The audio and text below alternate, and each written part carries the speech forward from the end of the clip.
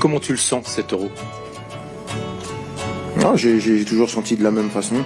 C'est une compétition qui est très compliquée. Pour moi, plus compliquée qu'une Coupe du Monde. A disrespect against the South American teams from Mbappe, because already 10 World Cups have gone to them. But what about their tournament? The oldest international tournament right now. Can we even compare it with its European version? Or is the Copa America just worse than the Euros? Let's talk about it. One major problem in the last tournament was certainly the lack of teams on the continent. With only South American teams included, there wasn't even a qualification needed, and they had to invite other countries like Japan or Qatar in the past. This time there were again 4 groups like in the 2016 version. Now the Copa America really consists of all America, after some North American nations were included due to a closer cooperation between CONCACAF and CONMEBOL was announced. Still, no real qualification, but there were playoffs. The North American teams could qualify through the CONCACAF Nations League, and the quarterfinal losers went to the playoffs, where Canada against Trinidad and Tobago and Costa Rica against Honduras went through. Already at this point, the Euros were completely different. There are qualifications, and the tournament consists of more groups. Also, unlike the Copa, there is a round of 16, so for the Copa trophy you have to win 1 game less. Despite some high-ranked teams like the FIFA-ranked 1st Argentina and 4th Brazil, they are being pulled down by many teams that don't even make the top 50. At the Euros there are also much more candidates for the title than the 2 or 3 at the Copa. Of course, that's not their fault.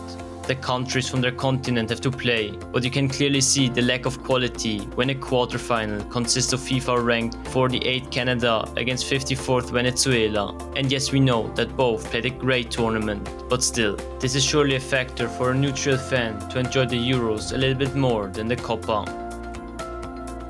In points of fans, both tournaments are crazy. South American fans are showing their noise.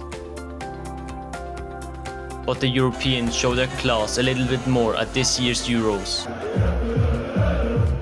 Look at the streets before the game starts and the crazy fans of Turkey or Scotland.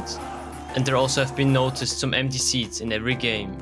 To be fair, with the Copa America being in the USA, it's surely difficult for many South Americans to travel these long distances. Traveling is also cheaper in Europe, but still, the crowd in the game of Ecuador against Venezuela was really quiet, with only 30,000 people in the stadium. The Uruguay-Panama game, played in Miami, had an almost empty upper half of the stadium.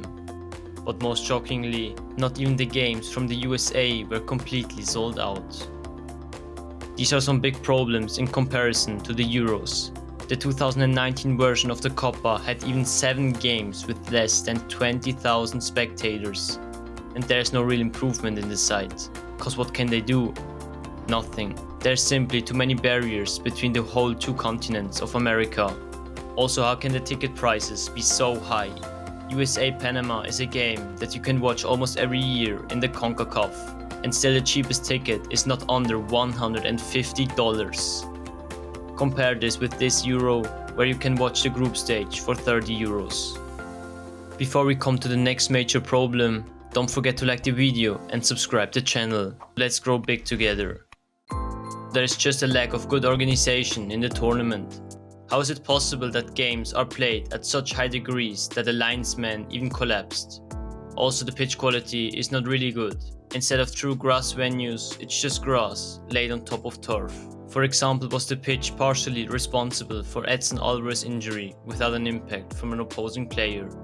Also, there are some different rules that are questionable.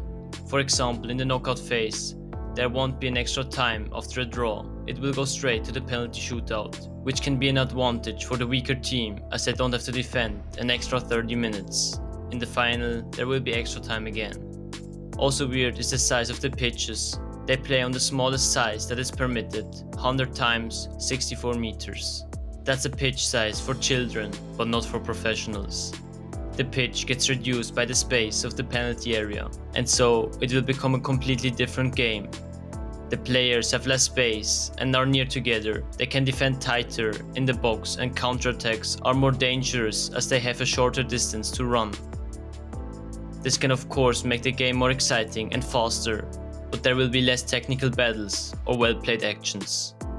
Is this really necessary? Many players already complained about the size and the quality of the pitch, so they are not happy either.